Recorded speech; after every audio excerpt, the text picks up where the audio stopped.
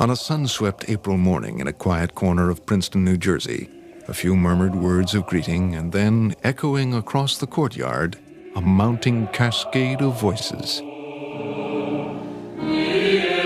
This morning, nearly all the students at Westminster Choir College have gathered to do what they do together every day: perform choral music with a dedication, passion, and intensity unsurpassed at any other school in the country. Throughout the musical world, Westminster, the School of Music of Rider University, is treasured as a special place. A close-knit college that combines a complete musical education with extraordinary opportunities for all students to perform with some of the world's finest conductors and symphony orchestras, including the New York Philharmonic and the Philadelphia Orchestra. Take a few minutes to listen now to Zubin Mehta and others who know Westminster well describe the college. First, Westminster's Dean, Robert Annis. In our classrooms and in our rehearsal halls, there is an excitement and an energy that goes on and on, 24 hours a day. Whether the student is practicing in the chapel, on the organ at 2 a.m., or meeting at 11 o'clock with Dr. Flummerfelt to prepare for the performance with the New York Philharmonic, the energy level is constant. My first semester here, we did the Gluck Orfeo with Riccardo Muti and the Philadelphia Orchestra. So from the very first day that we hit symphonic choir, we were just, boom, right into the music. Last year we did the Brahms Requiem, one of the all-time great choral orchestral pieces, and we recorded it with Kurt Masur and the New York Philharmonic. So it's just an incredible thrill and experience. And Sylvia McNair and Håkan Hakagaard were the soloists. So for a young budding professional to be on stage with these people in the New York Philharmonic is in a way an ultimate musical experience, because it's a permanent summation of weeks and weeks of work that now we have preserved digitally forever. Performances by Westminster students are not limited to New York or Philadelphia. Every year, the Westminster Choir appears at the Spoleto Festival. For 2 weeks, the entire city of Charleston embraces the Spoleto Festival, one of the great festivals of music and art in the country. When you're at the Spoleto Festival, you get lots of chance to interact with musicians, both very established musicians and musicians your own age, the finest in the country and the world as well. We're not just training performers at Westminster Choir College, we're training young men and women to become musical leaders. All of our students leave here not only with an education that gives them musicianship, theory, composition, liberal arts, but prepares them to stand up in front of individuals and make music.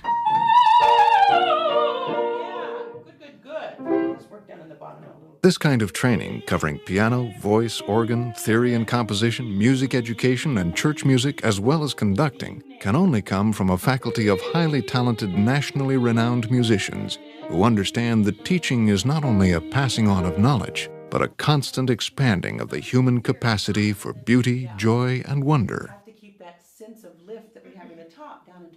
When someone is singing right, there's a sense of freedom and continuity of breath stream that comes out of the emotions. And the whole act of singing and the act of learning to sing is of learning to release the voice from the body. I'm constantly drawing on the student's own imagination. What does this bar of D major look like? Is it a cool, dark woods?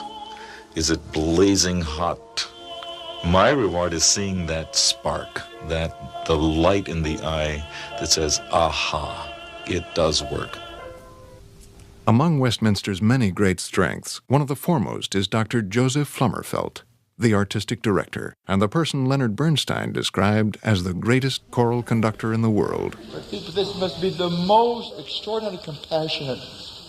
You're saying, stop trembling. There is release from all of this chaos and catastrophe, and it must be so like you were speaking to all the children of the world that carry all of the horrors of the future in their being. So that must be the most alive sound. What really makes those experiences wonderful is Dr. Flummerfelt, because I learned so much about the music, and because I was forever changed after some of those rehearsals, because so much is demanded and is drawn forth from you. I remember, again, my first experience with that, because we were singing as an opera chorus. We had to really characterize some different sets of people in the opera. And so we went from being blessed spirits to being the chorus of the damned. Our singing was very perfunctory, and it was all the things that the score says it should be, but we never really got into it. And I can remember Dr. Flummerfelt in frustration explaining to the choir a very important fact of life. But you understand the whole psychology of that pitch? If it sinks, there's no optimism at all. There's no belief in any life if the pitch goes down. He really digs, and he really makes you grow, and he really makes the music be part of you. And he won't let you get away with just singing the right notes, because that's not making music. The majority of our students are majoring in church music and music education. And so that says that they have a goal that is to use music in a sense of service, in a sense of giving the art through the church or through schools to other people. And I think that fact has something to do with the environment on our campus. What attracted me to Westminster was that all of the student body has to be involved in ensemble work. We all sing together. And because of that experience, I think it affects the musician's outlook toward other musicians. There's an attitude of working with other musicians rather than against them. We're all kind of pulling for the same goal. I get a great deal of support from my classmates, especially those within my major. We talk a lot about how to make better sound, how to sing better, how to perform better. I get suggestions from my classmates whom I think do certain things better than I do. We all want each other to succeed.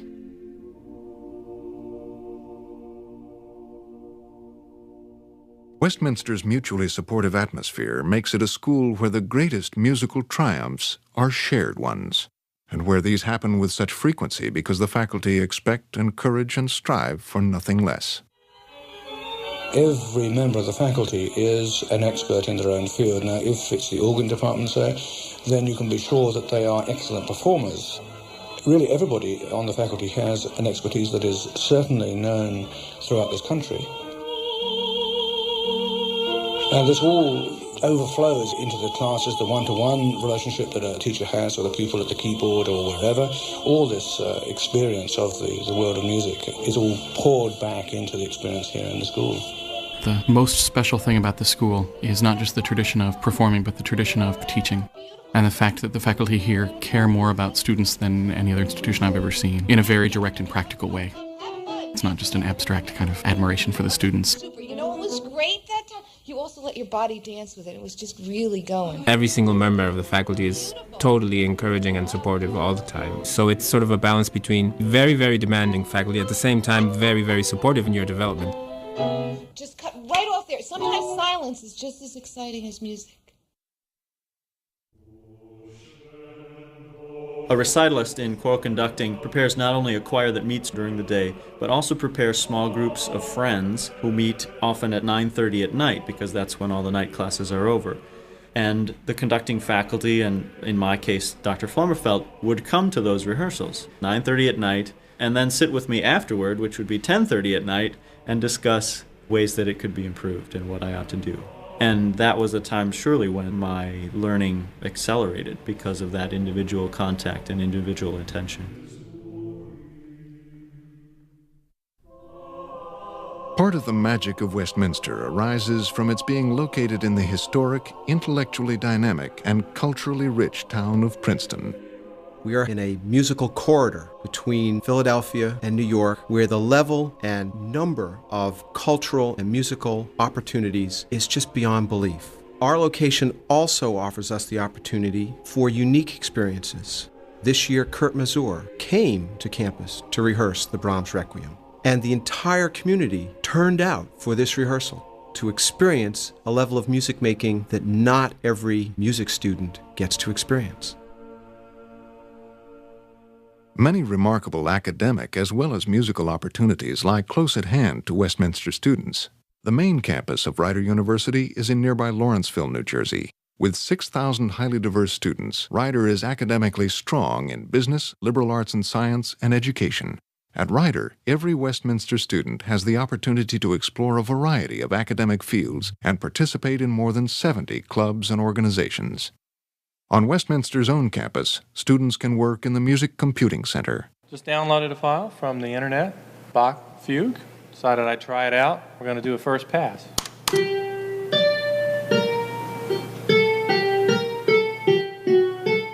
I think I'll change the tempo on there to a faster speed. I would say we have a fair number of students who come intimidated by the computer. They think, wow, that's fantastic, but I couldn't learn to do that. Change a timbre in the middle. And most of them very quickly catch on and do valuable work quickly. I can think of any number of students who were afraid of the technology. They used it a little bit, got a little confidence, and who had the technology actually turn them around in their capability as musicians. You know, it's been a deciding factor in the success of a number of students. For our purposes, we have one of the best facilities of its kind in the country. Wendy Carlos would have liked to have had this 20 years ago.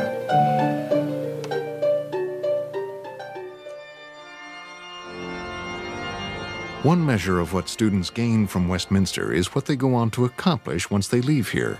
In musical circles all over the country and around the world, a Westminster education opens doors of all kinds, leading to productive and rewarding careers in performance as well as teaching. Westminster Choir College graduates are very successful in the job market. The opportunities available to them are extensive, whether that's teaching in a classroom, working with a local choir, being an organist and choir director at a church. The range is extensive.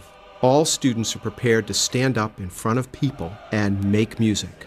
And we find the preparation here, the education that the students receive, allow the students to go in a wide direction of opportunities, and they're going on and becoming very productive and successful. I work a lot in a lot of different realms as a conductor and as a singer and as a pianist. And in all of those, I've found that people know the name Westminster and they trust the name Westminster. Sometimes it's from the kind of network of alumni across the country and across the world that know what kind of education I have received and therefore trust that I will do a job that's good. But sometimes it's even people that don't have any direct connection with the school, but just know from their experience that it's a reliable background to come from. At a recent commencement, Zubin Mehta commented on his Westminster experience. Isn't it wonderful to have commencement with music? I have been to a few of these. I have never been so touched as this ceremony. Whether we did Mass of Schubert, or a very complex aleatoric piece by Penderecki, or recently Mahler's Second Symphony, we were at one. The attention, the enthusiasm, the willingness to do things right and correctly, stemming from your great maestro, Flummerfelt. This never drops an iota. Not for a minute do I feel a stagnation of spirit. And this goes on from year to year. Somebody must be doing the right thing with you. And I bow my head in admiration of the entire faculty of this school, of making this uniqueness of spirit, which I don't know anywhere else in the world. I don't think it's ever too early to wonder what you're going to do and how you're going to mold your music career. In today's society, you just can't be a mediocre musician. You can't have a mediocre dream about music. You've got to put your all into it and give yourself a chance. One of the reasons I was so drawn to Westminster was the fact that they make sure and they do everything they can to set you in a career. My dream is to be a church musician. My dream is to be an oboe player in an orchestra. My dream is to be a performer. But it takes a lot of discipline. And when I got to Westminster, I knew that I had a lot more to learn. But it's exciting, and they make it exciting.